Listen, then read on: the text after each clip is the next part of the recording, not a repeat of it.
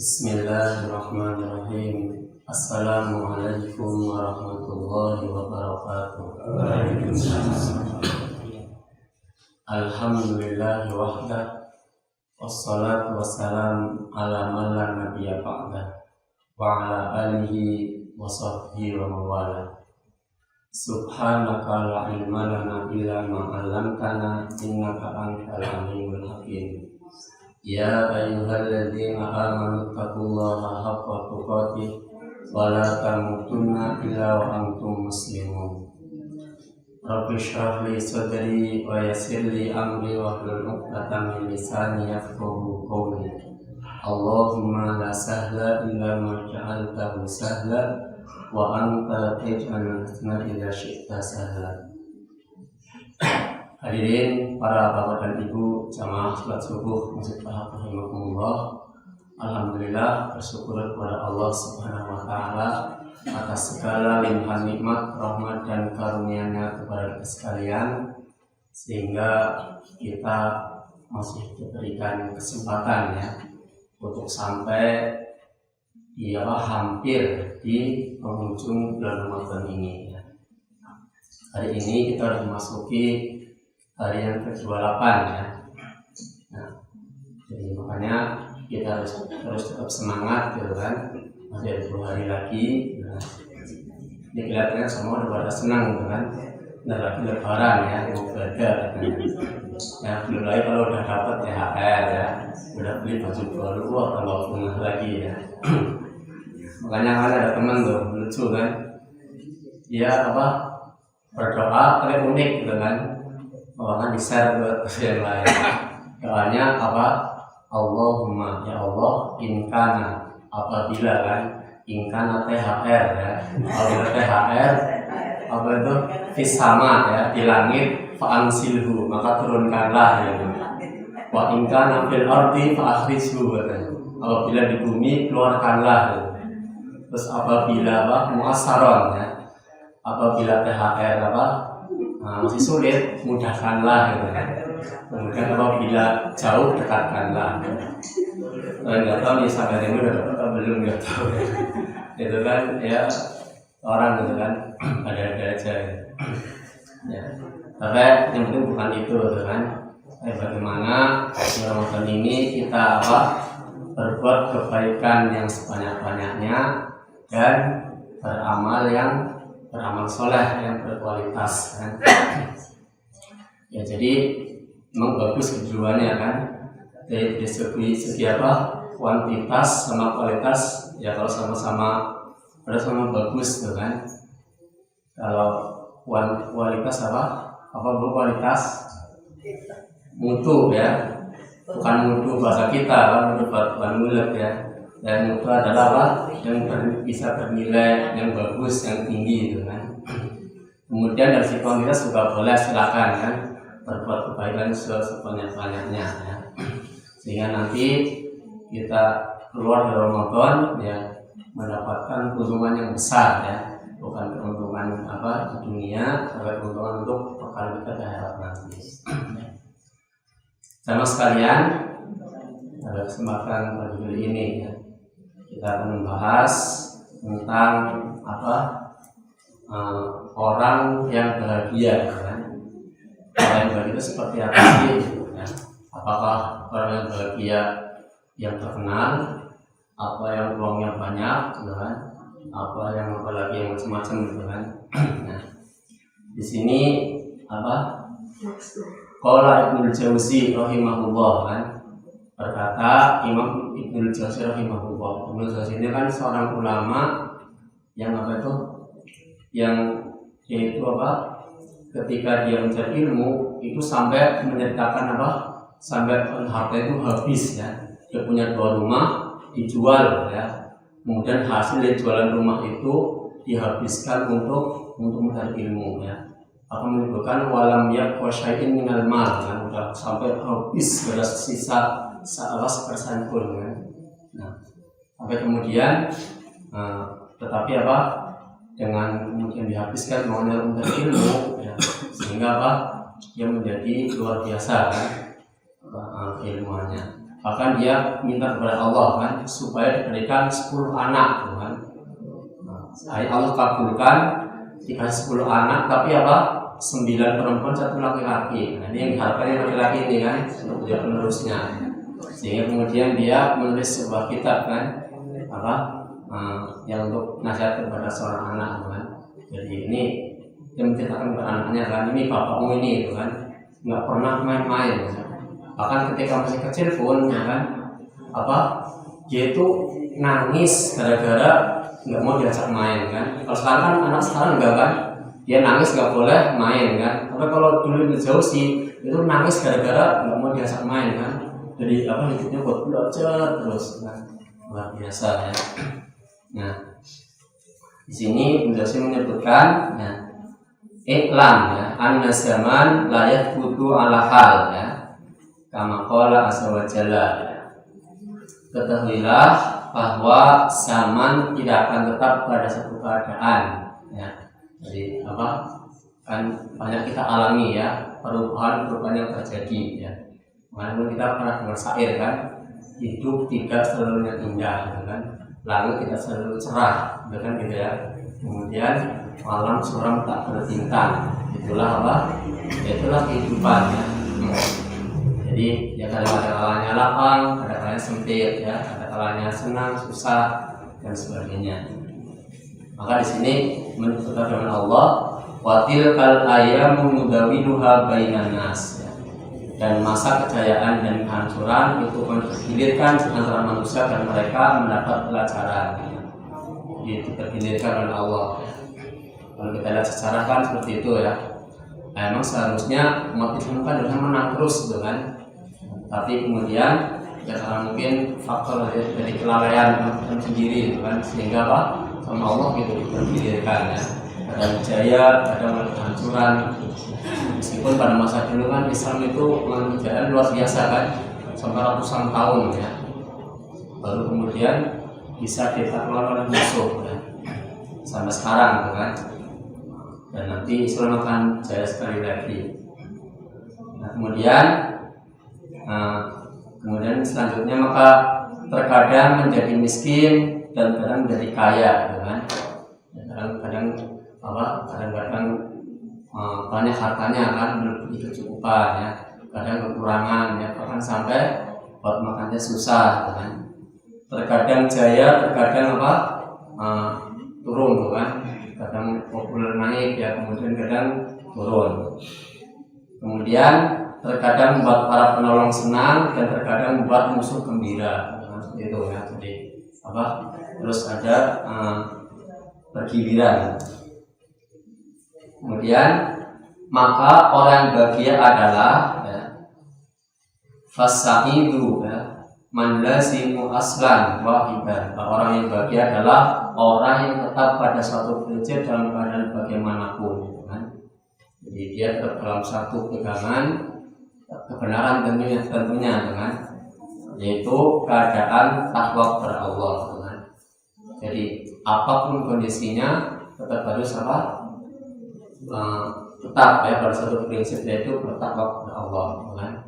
Makanya kalau bahasanya sih mungkin biarlah zaman berubah kan, kalau iman jangan sampai goyah, biarlah masa berlalu kan, penting keyakinan iman jangan sampai mati kan seperti itu. Terus karena sejatinya dia jika kaya maka akan memperindah keadaannya kan? Jadi ketika dia mendapatkan ketika masa jaya kan, kemudian masa sukses maju, justru itu akan memperindahnya kan. Dari orang takwa itu kalau ketika sama Allah diberikan karunia harta yang banyak kan, itu justru akan memperindahnya.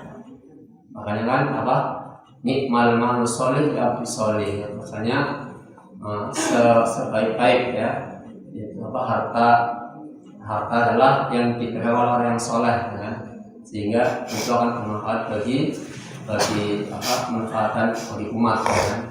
Untuk kemajuan umat. Kemudian kita lihat ya bagaimana pengorbanan para sahabat yang mereka itu sama Allah diberikan kekayaan kan, digunakan untuk jalan Allah kan, Abu Bakar, Utsman kan, kemudian sebagai yang lain-lain. bahkan sampai kepada orang setelahnya kan, seperti siapa yang dapat ini ya, Abdullah bin Mubarak ya. Padahal Abdullah bin Mubarak adalah anak dari seorang tukang kebun kan, kita pernah dengar ceritanya ya. Jadi Mubarak dia adalah seorang tukang kebun tidak diserahkan diserahin sama bosnya kan, Mubarak ini kebun urus gitu kan, sudah urus ya. Nah sudah lama, nah suatu saat bosan ingin kasih datang kan, bagaimana sih hasilnya dengan kasih itu, Mubarak coba tolong carikan saya buah gitu kan, dapat delima atau anggur atau apa gitu kan. Nah pas diambilkan rasanya asam gitu kan, hanya terus jangan karena marah kan, masa bos dikasih buah yang gak enak gitu kan, hanya marah, cari lagi kan, yang kedua asam lagi, tambah marah lagi sampai 3 kali kan. Nah yang ketiga juga rasanya masih gak enak gitu kan, asam, akhirnya marah gitu kan. Kemudian ya tentunya mungkin mau dipecat gitu kan, ini gak beres nih ngurus kebun, masa gak tahu sih buah yang mana gitu kan, yang manis gitu, yang udah matang. Akhirnya ketika itu bos gitu kan, saya nggak tahu mana buah yang manis mana yang asam karena saya belum pernah makan satu pun, karena bos belum pernah ngizinin saya gitu kan. Ini bagus juga nih orang gitu kan. Jadi dari faktor kejujuran itu bisa kan kemudian menjadikan dia kehidupannya mudah gitu kan. Karena kejujurannya itu akhirnya juga dimaafkan kan. Akhirnya setelah kita bicara yang lain aja gitu kan. Mubarak, bagaimana pendapatmu ya? Saya punya anak perempuan, kemudian banyak orang datang untuk melamar kan, kemudian bagaimana pendapatmu? Maka kata Mubarak ya dia juga mungkin punya ilmuwan kan, hikmah gitu ya. Baik bos, kalau orang-orang Nasrani mereka itu menikahkan anaknya karena ketampanan kan. Kalau orang Yahudi karena hartanya ya. Kalau orang musyrik gitu kan, berkuras karena keturunannya kan. Tapi kalau Islam karena agamanya.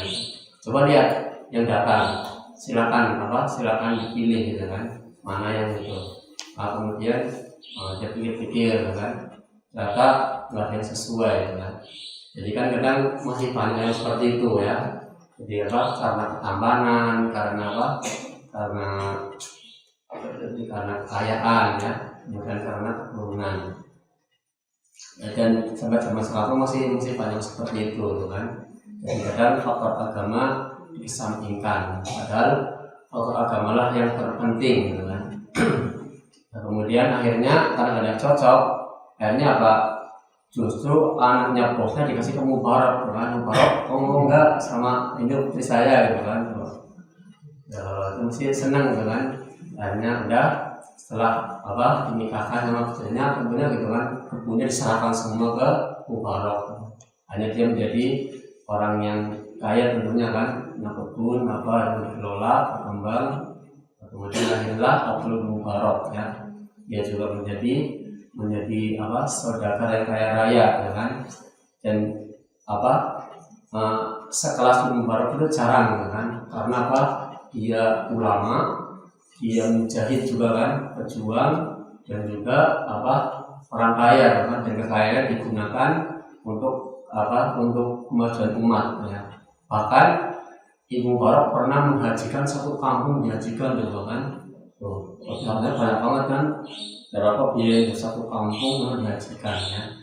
Di zaman itu kan tentunya belum ada kendaraan mewah gitu kan, dan udah dihajikan kasih bekal lagi kan, kasih bekal namanya.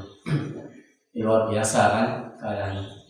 Jadi boleh gitu kan, kalau kita ingin punya banyak usaha, tapi kemudian untuk demi kemajuan umat kan, kemudian lebih banyak untuk bersedekah untuk jalan Allah kan.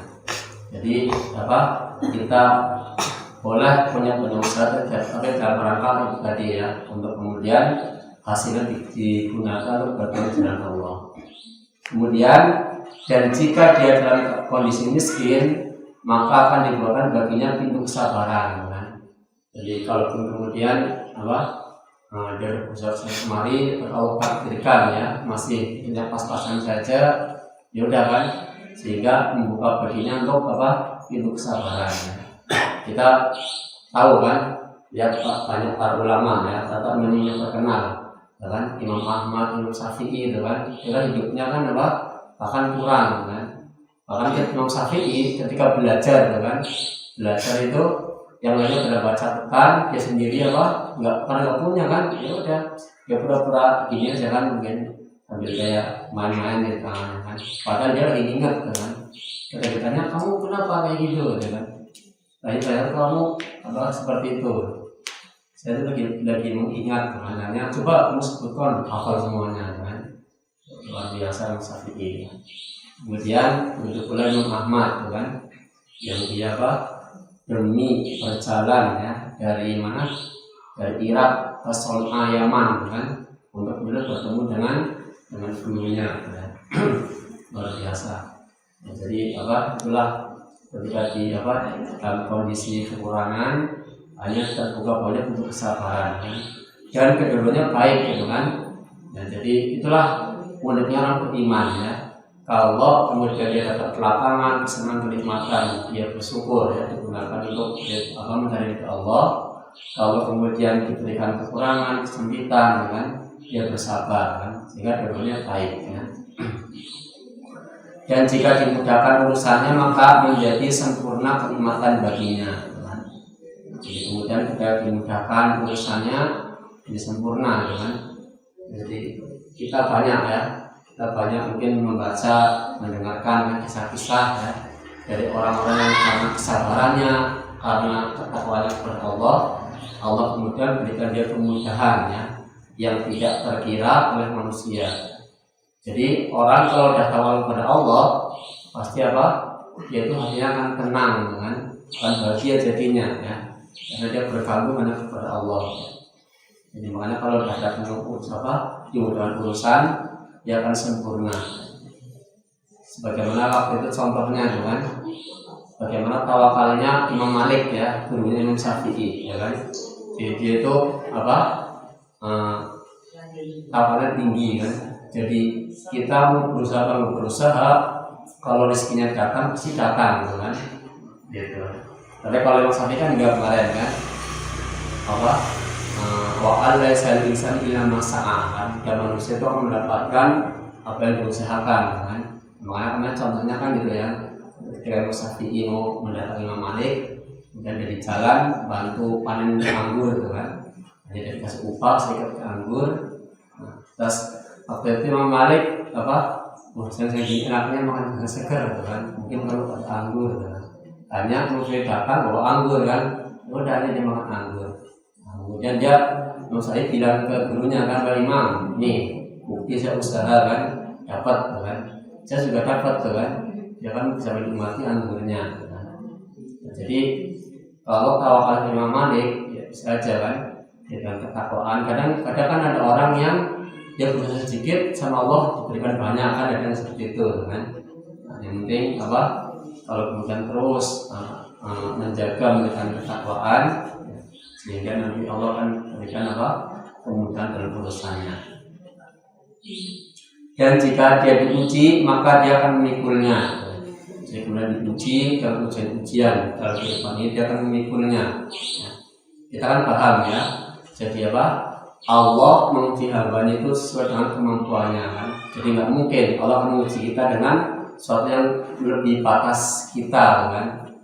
Kan jadi kadang ada orang suka mengeluh gitu kan. Ya Allah, kenapa saya begini gitu kan?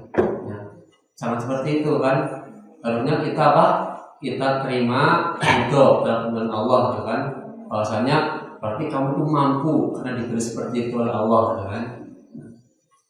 Terus dan tidaklah membahayakan baginya jika zaman membuatnya terjatuh atau naik gitu kan. Jadi zaman nggak akan mengaruhi kondisi bertakwa gitu kan.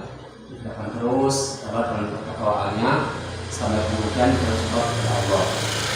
Apa membuatnya miskin, buatnya hanya nggak lapar, kan? Itu. jadi apa?